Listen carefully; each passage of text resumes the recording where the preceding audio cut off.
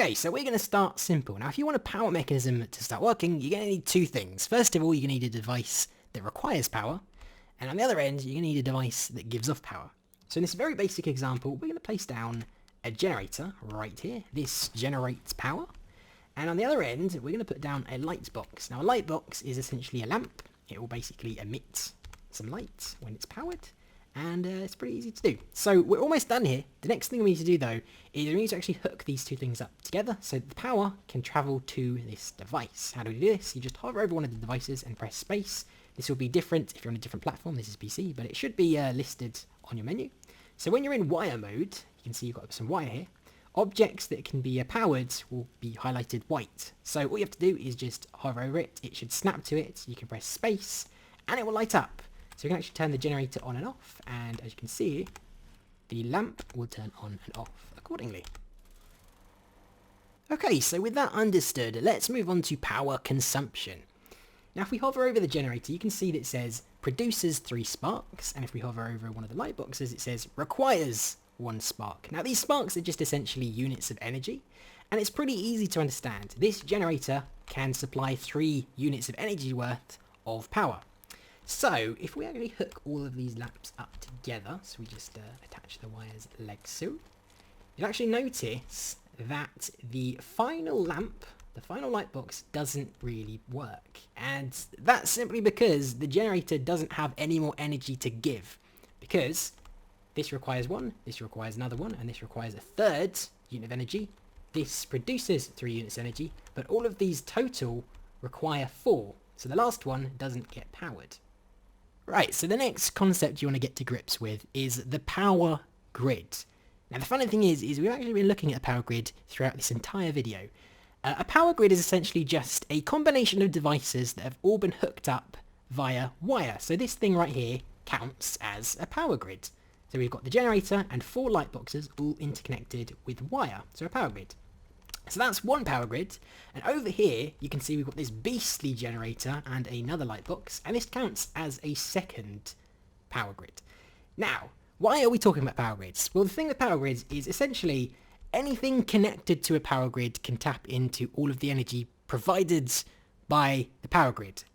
Example is that this produces 3 units of energy, but requires 4, because there's only 3 units of energy in the power grid. But if we were to do something like connect this generator up to this generator, basically combining the first power grid to the second power grid, you can see that all of these lights are now powered, and that's because this has become one power grid and there is now 3 plus 10 power at the disposal, but it's only consuming 5 of those units of energy. Good, so we now understand power consumption and power grids. Now let's take a look at some of the other devices that you'll be using. So problem number 1, you place a device that's too far away from another device and they can't connect. So if I try to connect this generator to this light box over here, you'll see that the wire is red. That means it can't actually be placed because it's too far away. How do we solve this issue? This is actually very, very easy. All you have to do is go into the connectors and switches and use something called a power pylon. Now the power pylon is basically just a medium between 2 devices. It basically just lets you extend the wire further than it would normally go. So we can just take this, connect it to the power pylon like so, and then connect the power pylon to the light source like so. And you see it works exactly the same. Right, so problem number 2. We are now inside a house in close quarters and we don't really have room to place a pylon down in here. How do we extend the signal when we need to?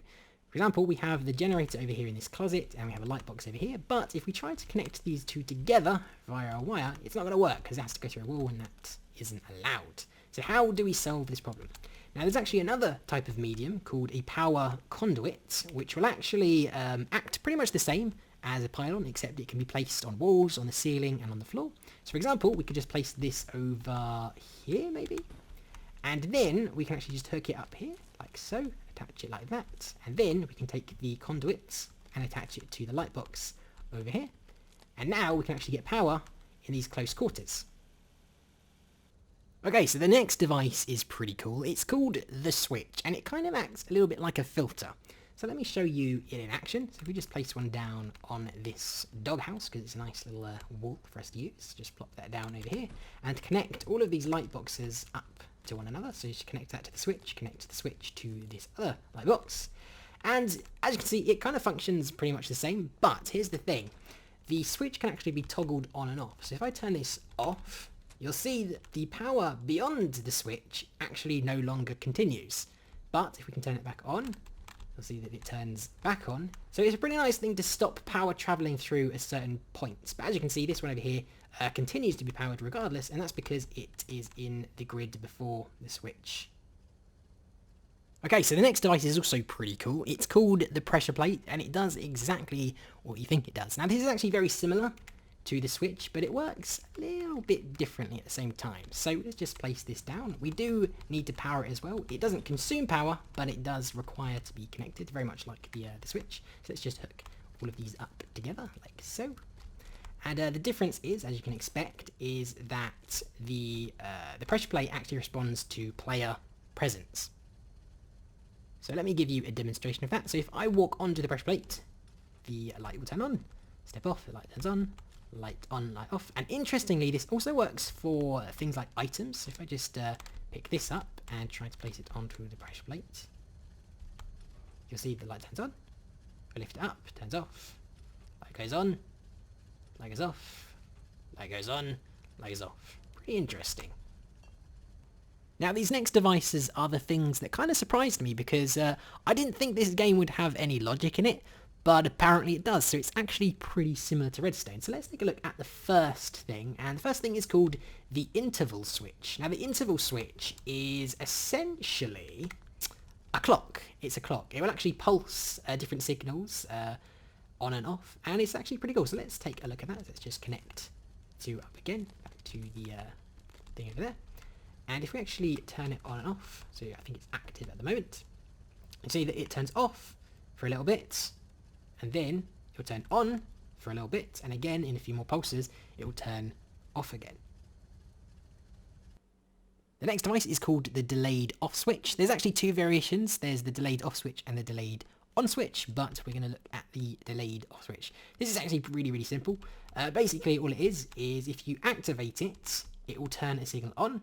Then after a short delay, it will turn off. So try that again, turn it on, and after a short delay, it will automatically turn off, so it's not instant.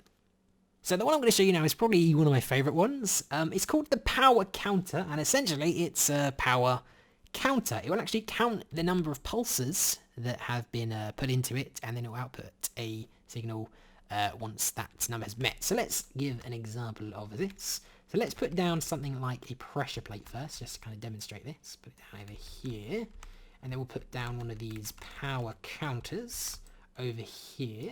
Which way is it? I think it's this way. Yeah, that will do. Like so. And then let's just connect all of these up to one another. So just put this there, up to the light box. Now, you actually, if you look at the power counter, you actually notice that there's a little counter, like a little thing to indicate. So I don't know exactly what this is set to, but if I just step onto this, you'll see that the counter goes up. We can do that again. It goes to 2. It might be set to 5 or 6. Let's see. 3, 4, 5, 6. I bet it's 10. 7, 8, 9, 10. There you go. So at 10, it actually, or the number that it reaches, it will reset, and then it will transmit power. So that's actually very, very powerful. So there are more devices that I'm not going to show today, but there is one final device that is actually very important to be used with other devices, and that is called the terminal. Now, this is essentially a computer, and basically what it lets you do is it lets you customize attributes of certain other devices in the same power grid. So let's hook this up to the generator, and I'll show you what I mean. So, for example, this counter counts 10, but let's say we want it to count to 3 instead. What we can actually do, go into the terminal, and we can actually customize that to our liking. For example, we can go for power counter control, and it's actually very, very easy to use. It's not complicated at all. And you can just set that to what you want. So, for example, we can set it to count to 3, like we said, and that will do that. So we can exit out of the terminal, and we can actually give it a shot. So if I turn the generator on and off, so on, off, or off and on, off, on, and you can see the counter's actually counting there. It'll actually count to the number requested, and then it will reset. And yeah, that actually can be used in conjunction with other devices, for example the lightbox, and other switches. Very, very powerful, and not something to forget. But anyway guys, those are the basics of the power system. I hope you found this video helpful. If you did, a like is always much appreciated. Subscribe if you're not already. Thank you very much for watching, and I'll see you next time.